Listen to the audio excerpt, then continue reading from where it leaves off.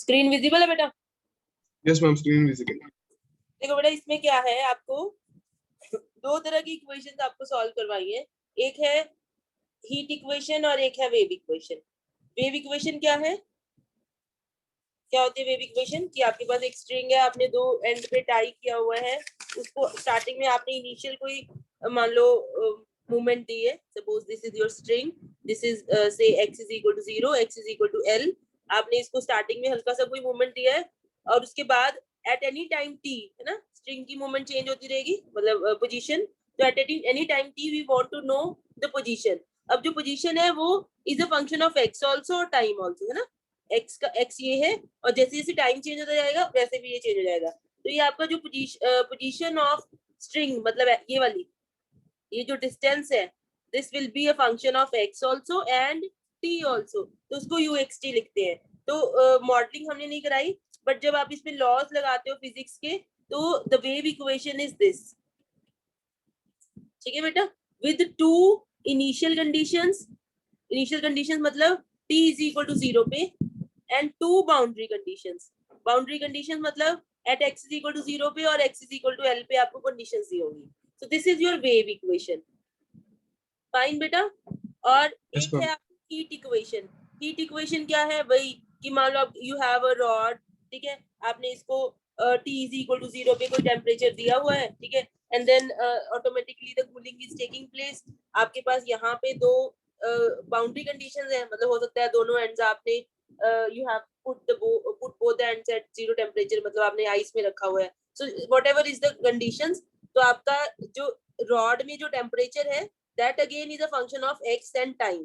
ठीक है, तो जो इसको इक्वेशन मॉडल करती है, that is curly u by curly t is equal to c square curly 2u by curly x square। so this is your just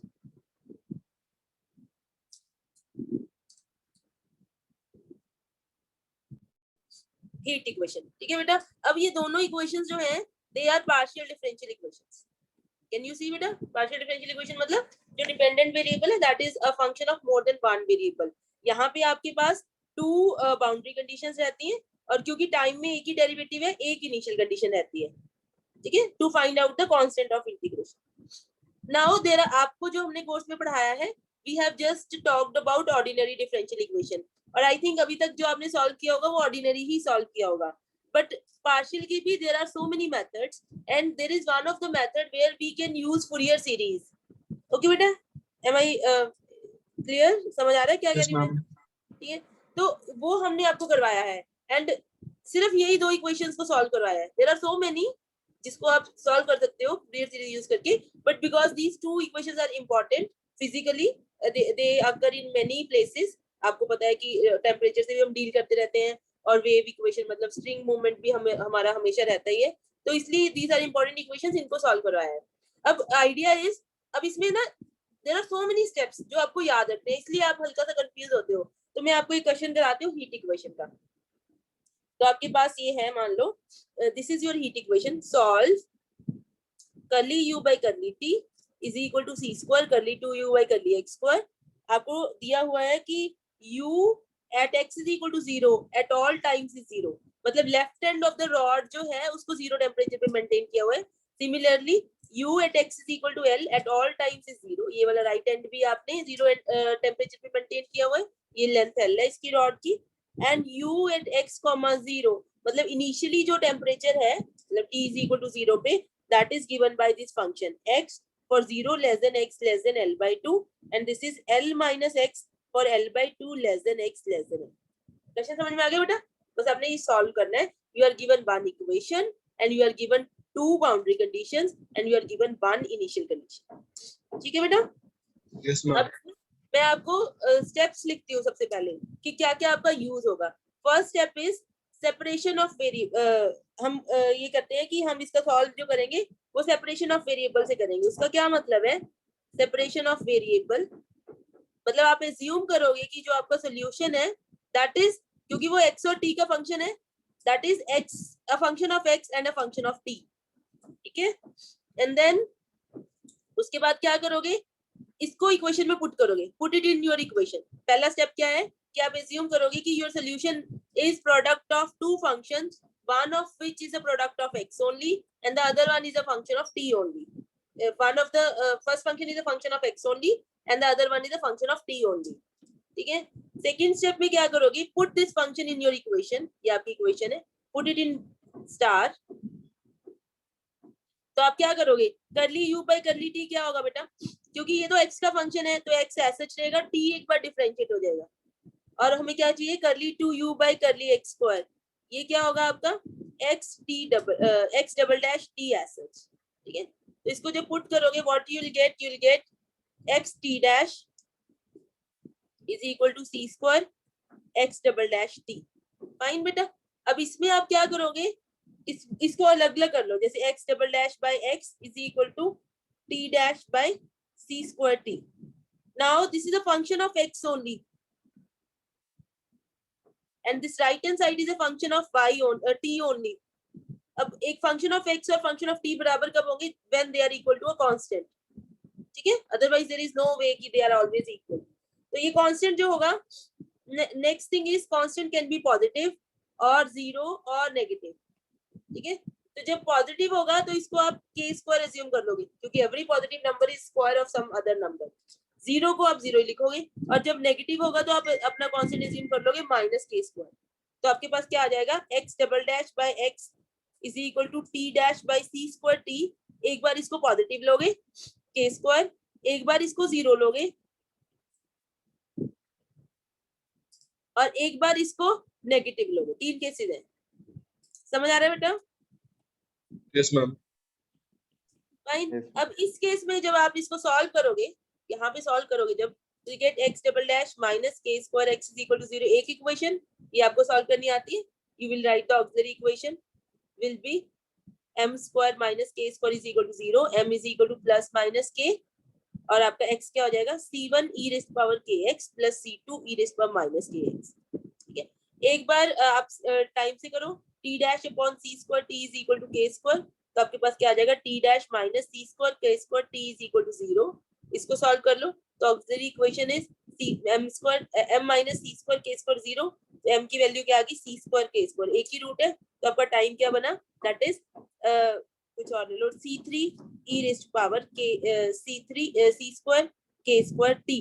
ठीक है, तो आपका अब जब आप इस पे कंडीशंस लगाओगे, बाउंड्री कंडीशंस या इनिशियल कंडीशंस, बाउंड्री कंडीशंस लगाइए.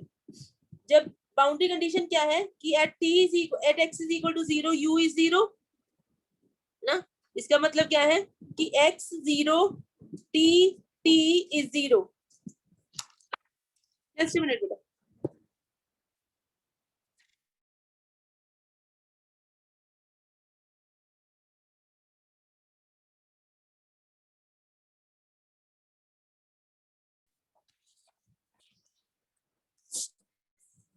ओके बेटा, नाउ अगर ये 0 हो गया t, तो आपका सोल्यूशन ही 0 हो जाएगा. So in this process we are looking for a non zero solution.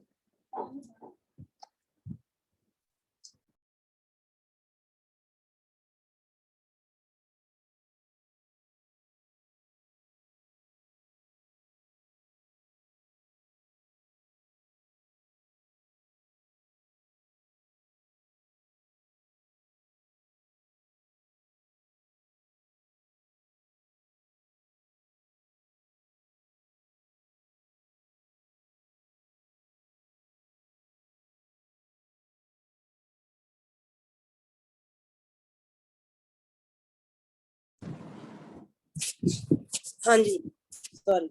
सो अब देखिए बेटा, अगर ये 0 हो गया t तो आपका सोल्यूशन पूरा 0 हो जाएगा ना. Yes, समझ आ ma'am. रहा है ना? तो हम क्या चाहते हैं कि x 0 0 हो for a non trivial solution, for a non trivial solution. अब x 0 0 कब होगा, इसमें पुट कर दो. x 0 0 मतलब c1 प्लस c2 0, 0 x को 0 पुट करोगे तो that gives you c1 plus c2 0. अब जब आपके पास at x is equal to l you want u to be 0, तो इसका मतलब xl into tt is 0. Again we don't want this to be 0 क्योंकि we are looking for a trivial non trivial solution. तो xl 0 मतलब c1 e raised to power kl plus c2 e raised to power minus kl 0. अब ये देखो एक equation ये है बेटा, एक इक्वेशन ये है, इन दोनों को सॉल्व करोगे तो क्या आएगा, यहाँ से पुट कर लो C2 is equal to minus C1, यहाँ पुट कर दीजिए तो you'll get C1 into e raised power KL minus e raised power minus KL 0. अब ये क्वांटिटी 0 होती नहीं है तो you get C1 0. Similarly C2 0. तो इस केस में हमेशा आपके पास ट्रिवियल सॉल्यूशन आएगा, क्योंकि अगर C1 C2 दोनों 0 आया मतलब x 0 मतलब u 0. तो ये वाला केस कोई भी इक्वेशन आप लोगे ना जो हम आपके कोर्स में है, you will always get a trivial solution, but you have to show whenever you assume your constant to be positive, you will get a trivial solution. Got it? तो ये यहाँ से हमारा solution नहीं आया तो यहाँ पे you will stop कि we are getting a trivial solution from here, we don't want that. ठीक है? Similarly in case 2 also you will get a trivial solution. करके देखना इसको. So the only case where you will get a non-trivial solution is the last one. ये वाला. Fine बेटा? अब इसको देखते हैं कैसे करते हैं. Now you have the last case, x double dash by x is equal to t dash by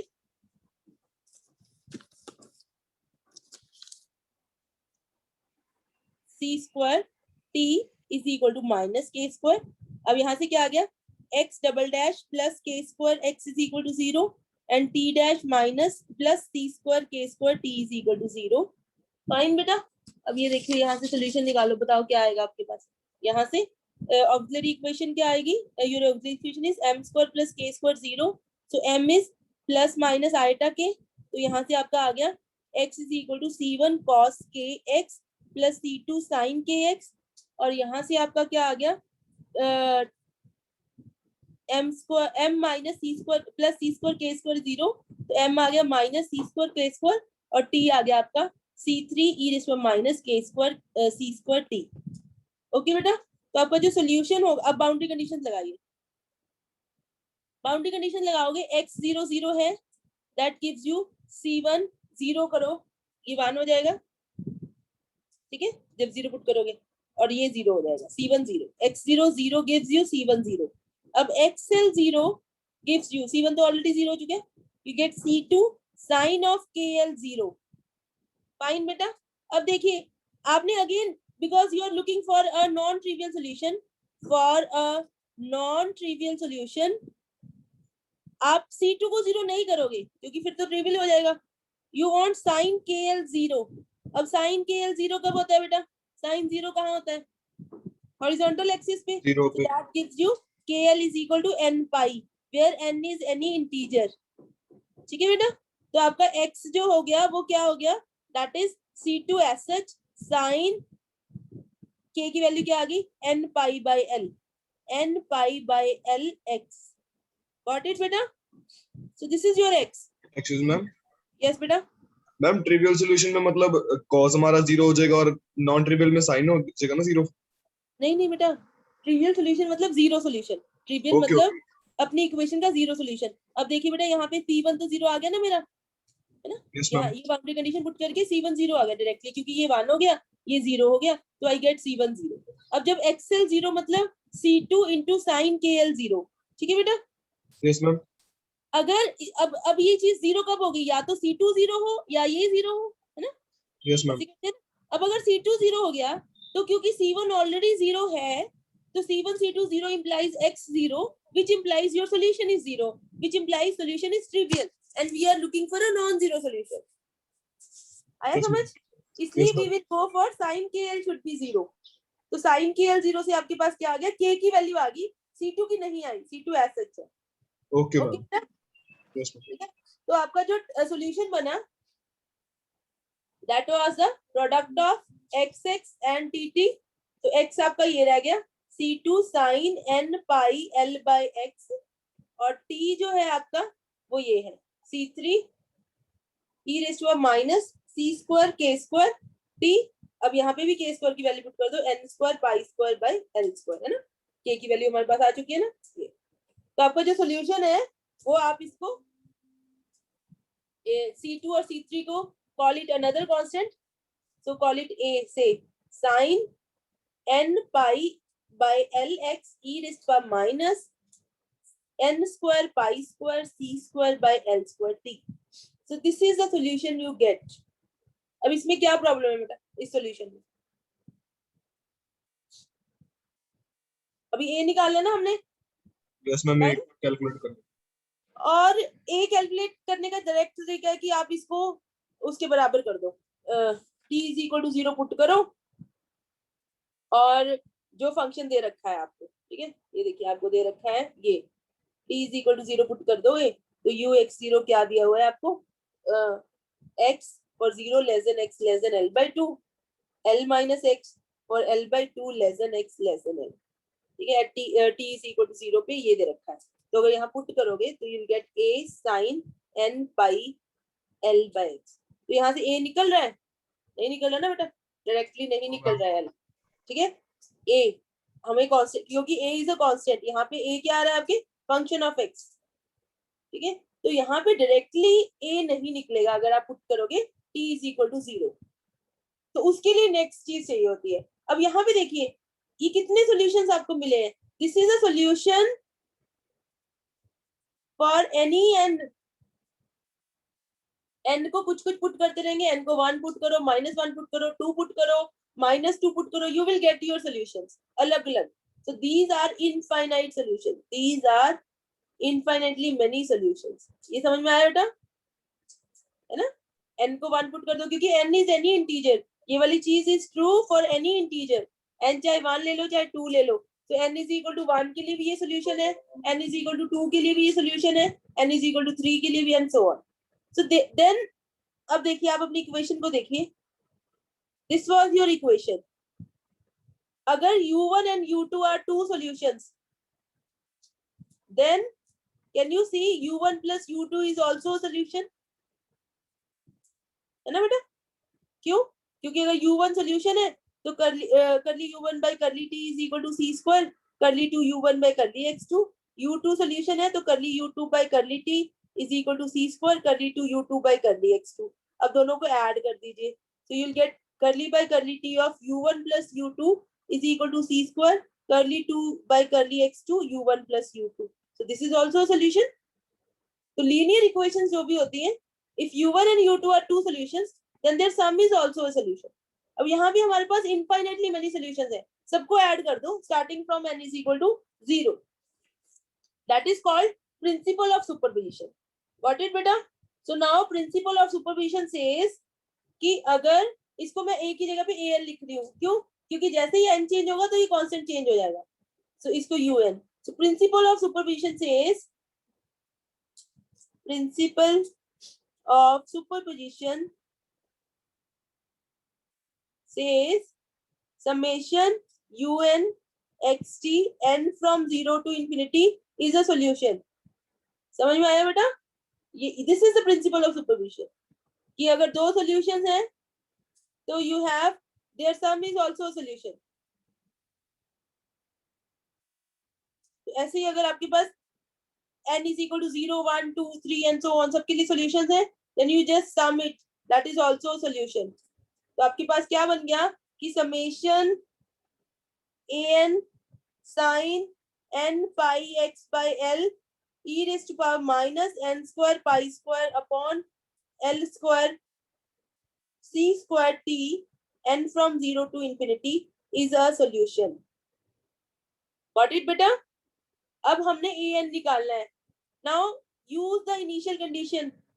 initial condition क्या है? t इज इक्वल टू 0 पे पुट कीजिए आप, ux0 is equal to summation n from 0 to infinity an, t को 0 put कीजिए, sin n pi x by l। Now can you see what is this series? बेटा बताइए, what is the series on right hand side? This is half range Fourier series, ठीक है। और ये क्या है आपका? This is given to you, this is x and l minus x for 0 less than x less than l/2 for l/2 less than x less than l। अब an कैसे निकलता है बेटा? आइलर्स फॉर्मूला जो मैंने लास्ट बार कराया था, an is, बताइए an का फॉर्मूला क्या है बेटा? 2 by l 0 to l whatever is this function ux0 into sin n pi x by l. This is where you are making use of Fourier series. तो आपके पास क्या आ गया, क्योंकि आपका फंक्शन अलग अलग इंटरवल पे अलग अलग दिया हुआ है, तो just break it 0 to l by 2, x से वैल्यू फंक्शन की sin n pi x by l dx, फिर l by 2 से l तक फंक्शन की वैल्यू l minus x है, sin n pi x by l dx. Now you just calculate it, you will get this equal to, पूरा आपका answer आएगा ये 4l by n square pi square sin n pi by 2. Okay बेटा, तो आपका solution क्या आ गया? Therefore the required solution is summation n from 0 to infinity. This is the value of the constant 4l n square pi square sin n pi by 2 sin n pi x by l e raised to power minus n square pi square c square t upon l. This is how you obtain the solution. आया समझ बेटा?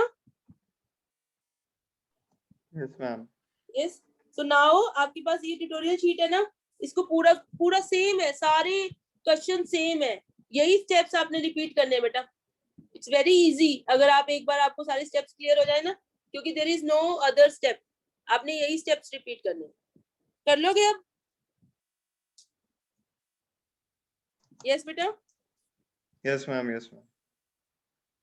If you have any other doubts, you can ask me in the next class. Right? Yes, ma'am. तो मैं अगली start कर दूं tutorial 8. आपने कर लिया? क्लास में क्या क्या चल रहा है बेटा? क्लास में क्या चल रहा है? मैम एक्चुअली मैंने तो लगाई नहीं थी लास्ट की 2 क्लास. अच्छा, मानसी आपने लगाई बेटा? मानसी जैन. अच्छा चलो बेटा, फिर आप इसको रिवाइज करना पहले, जैसे ये आज ये वाली ट्यूटोरियल खत्म करो, फिर क्योंकि ऐसे कराने का मतलब नहीं है, अगली बार कराऊंगी मैं 8th और 9th. ठीक है? Okay ma'am. क्लास आप लगा नहीं रहे? क्यों नहीं लगा रहे बेटा? मैम मिस ऐसे- हो गई थी, ऐसे लगा रहे लीनियर चल रहा है.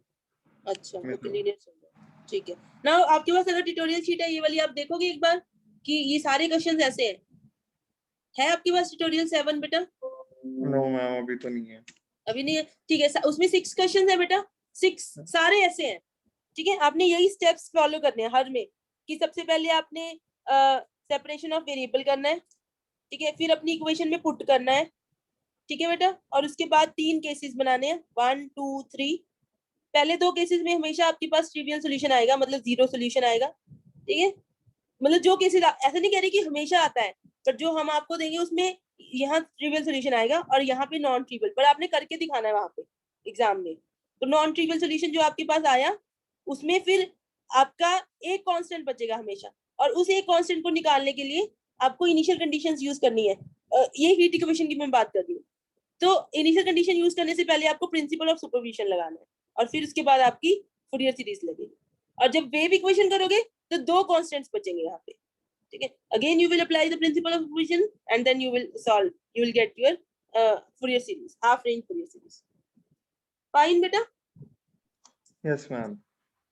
तो ये वाली कंप्लीट कर लो बेटा आप ट्यूटोरियल फिर आज 7. ठीक है, Okay, ma'am. आप कर लो. अगर कुछ डाउट्स हो गए तो आपके पास व्हाट्सएप ग्रुप में एडेड हो आप मेरे, यस मैम. Yes ma'am.